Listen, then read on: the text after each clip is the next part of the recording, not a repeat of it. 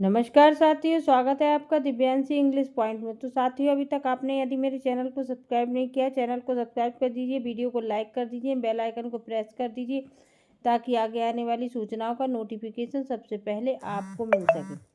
तो साथियों, इस समय बहुत ज़्यादा घेरे में है जो आयोग है, वो है शिक्षा सेवा चयन बोर्ड।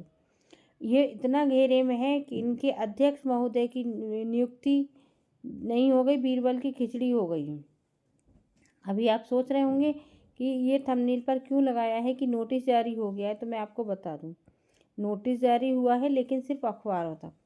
पहले ये था कि कोई उच्च अधिकारी बन सकता था शिक्षा विभाग का ही, आईएएस अधिकारी। अब उन्होंने सचिव वगैरह के लिए भी इसमें परिवर्तन किया है। इनको नियमावली में परिवर्तन करना था पहले ही, इसीलिए जब कीर्ति पांडे मैम ने इस्तीफा दिया था तभी इन्होंने विज्ञापन जारी करके अभ्यर्थियों के मुंह पर ताला लगा दिया था कि 21 अक्टूबर आवेदन की अंतिम तिथि है, तो 21 अक्टूबर तक अभ्यर्थी बैठे रहेंगे बिल्कुल साइलेंटली कि आवेदन आएंगे। फिर ये 5-10 दिन तो ये इंतज़ार ही करेंगे कि अब कब तक उनका इंटरव्यू होके सामने आते हैं, कब तक। जब इनको लगेगा 10-5 दिन ऊपर हो जाएंगे, अभ्यर्थी कुछ पूछना शुरू करेंगे, तभी हम अपनी नियमावली में परिवर्तन कर देंगे और दोबारा आवेदन मांगने के लिए आगे आ जाएंगे। तो इस तरीके से उन्होंने भी, जैसे शिक्षा सेवा चयन बोर्ड ने काम किया था ना, बार बार डेटों में परिवर्तन करना, उसी तरीके से सरकार भी कानून के दायरे में रहकर अपनी काम कर रही है। उनको हमारी परेशानी से कोई परेशान नहीं है। वो केवल इतना है कि अब उन्होंने ये कर दिया, अब कहेंगे आवेदन हमने 21 अक्टूबर तक मांगे थे, अब नियमावली में परिवर्तन हुआ, और तभी कहे थे नियमावली में परिवर्तन है तो अभ्यर्थी बहुत ज़्यादा शोर मचा देते। तो आज के समाचार पत्रों में क्या निकला है वो मैं आपको दिखाती हूँ, उसको देखकर ही आप बात समझिएगा कि मैं क्या कहना चाह रही हूँ और क्या हो। ये देखिए क्या निकला है। वर्तमान प्रमुख सचिव भी बन सकेंगे नए शिक्षा सेवा चयन आयोग के अध्यक्ष। देखिए, प्रदेश वर्तमान में प्रदेश सरकार में प्रमुख सचिव या उसके समकक्ष पद धारण करने वाला भी उत्तर प्रदेश शिक्षा सेवा चयन आयोग का अध्यक्ष बन सकेगा। कैबिनेट ने 22 सर्कुलेशन उत्तर प्रदेश शिक्षा सेवा चयन आयोग संशोधन अध्यादेश को स्वीकृति दे दी है।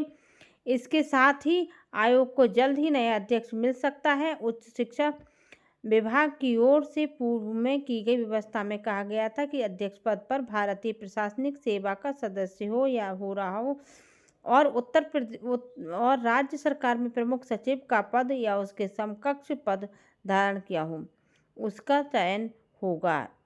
अब इसमें संशोधन करते हुए भर्ती प्रक्रिया के आयोजन के लिए सरकार किसी प्रमुख सचिव को इसका अध्यक्ष बना सकती है। प्रदेश सरकार ने उच्च माध्यमिक और बेसिक शिक्षा विभाग में सहायक आचार्य टीईटी, टीजीटी, पीजीटी के पारदर्शी व शुचितापूर्ण ढंग से भर्ती के लिए उत्तर प्रदेश शिक्षा सेवा चयन आयोग का गठन किया है। आयोग की पहली अध्यक्ष प्रोफेसर डॉक्टर कीर्ति पांडे के इस्तीफे के बाद आयोग नए अध्यक्ष की तलाश कर रहा है। इसके लिए 21 अक्टूबर तक आवेदन लिए गए थे। इसकी जानकारी इनके अनुसार दी जाएगी। तो ये आवेदन इसी तरीके से लिए जाएंगे, फिर आवेदन लिए जाएंगे, फिर उसकी लास्ट डेट होगी, फिर काम आगे बढ़ेगा। तो फिर आपके 2-3 महीने गए, यानी 2025 में कुछ नहीं होने वाला है। ना ही टीजीटी की परीक्षा होने वाली है, ना ही टीईटी की परीक्षा होगी, कोई परीक्षा नहीं होगी। इतनी पारदर्शिता होगी, इतनी शुचितापूर्ण पारदर्शिता इतनी ज़्यादा हो गई कि हम लोगों को अध्यक्ष दिखाई ही नहीं दे रहे हैं। ज़्यादा पारदर्शिता भी हम लोगों के लिए हानिकारक हो रही है और कम पारदर्शिता भी हम लोगों के लिए हानिकारक हो रही।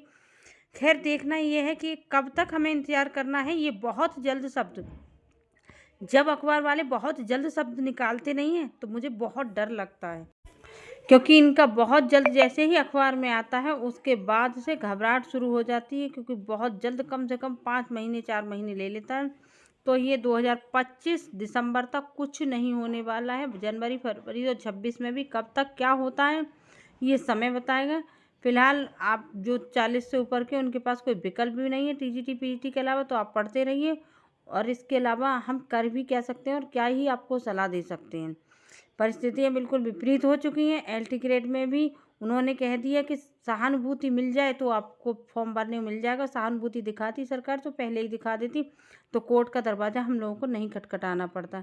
फिलहाल जो लोग 40 से ऊपर के, उनको केवल इतना ही कहना चाहूँगी, आप अपनी एक सीट सुनिश्चित करने के लिए लगातार पढ़ते रहिए। परीक्षा तिथि का मत देखिए, जब भी होगा आपकी एक सीट मिल जाए तो आपके लिए भी एक आसान रास्ता मिल जाए।